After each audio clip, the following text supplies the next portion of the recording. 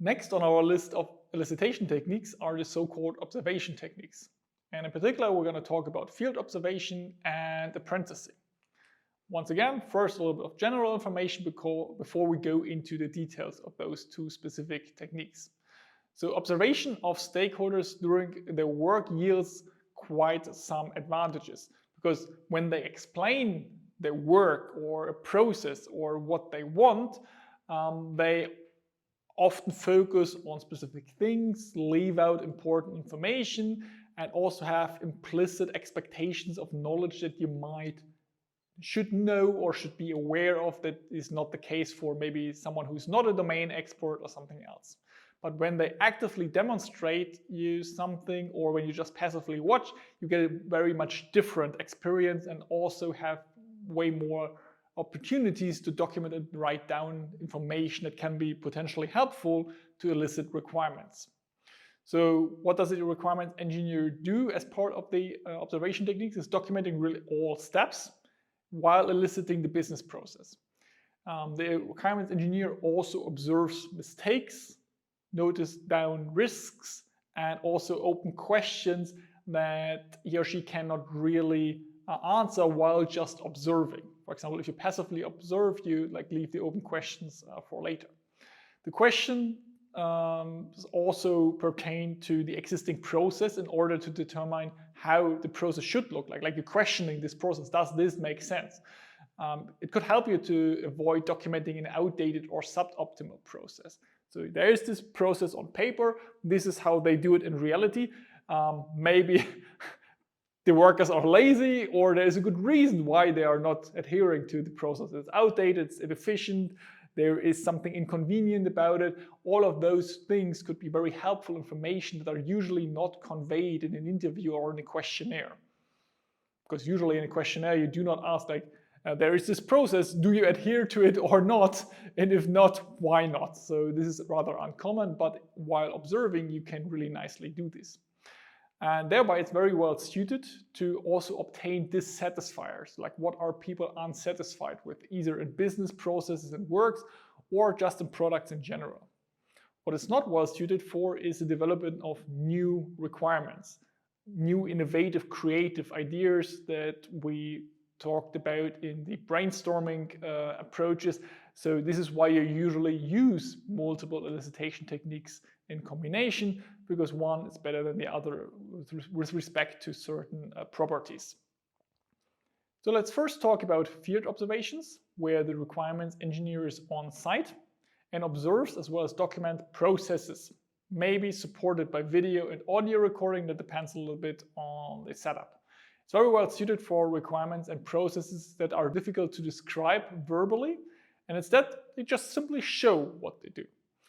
There are different approaches, you can actively participate there or just passively watch. How do you prepare a field observation? First, you define the purpose. Once more, similar to the previous techniques that we talked about. Decide on the purpose of the observation. Decide on the object of the observation and define the planned work results that you want to get. Then, while conducting a field observation, adhere to your guidelines, gain the trust of the observed stakeholders, pay attention to details, write down your expressions immediately. Everything in a lot of detail. Check the objectivity of your documentation, check the authenticity of the observed activities. Is this really the way they always do it? Or is this the way they do it while someone is watching?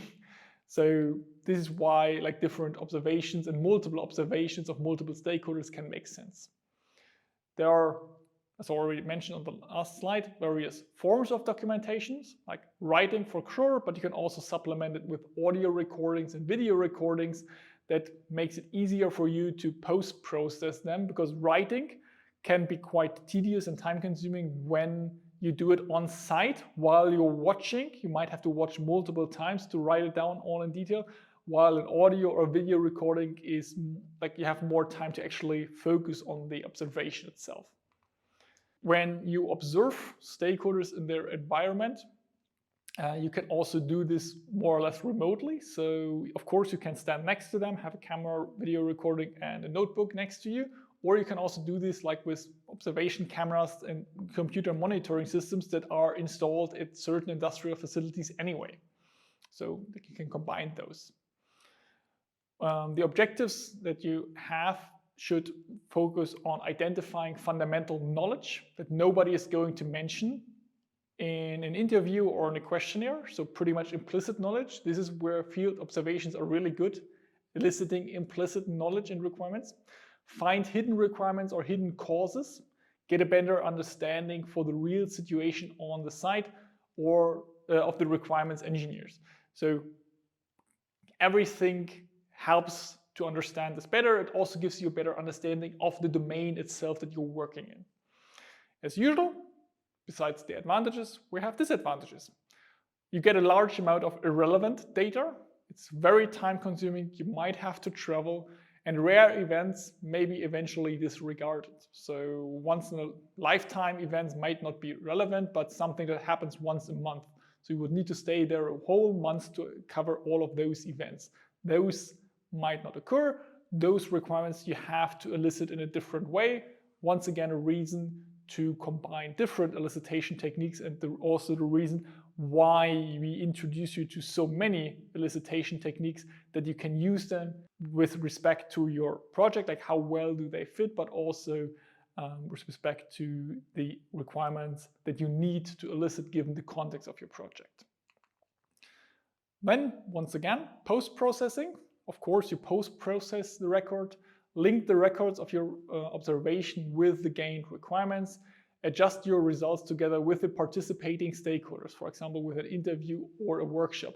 Give them, once again, feedback. Make sure that they feel like what they do matters. The commitment they have to work with you should matter. So pretty much the same as we discussed many times before. Next, we also have the so-called apprenticing. The requirement engineer actively learns and performs the procedures of the stakeholders. So in the observation, you just observe. Here, you really do what the stakeholder does if possible. So like an apprentice, and you're encouraged to question unclear and complex procedures. Of course, this is very much limited to tasks that the requirements engineer can easily learn in this apprentice role. You probably can't do this for various parts of a nuclear power plant or what like space engineers do, but for a lot of tasks, this is actually feasible. It allows for the elicitation of requirements the stakeholders take for granted. As I already said before, like sometimes they just implicitly expect that you know this, and reverses the balance of power between the requirements engineer and the domain specialist. So that's also a really nice property of the apprenticing observation technique.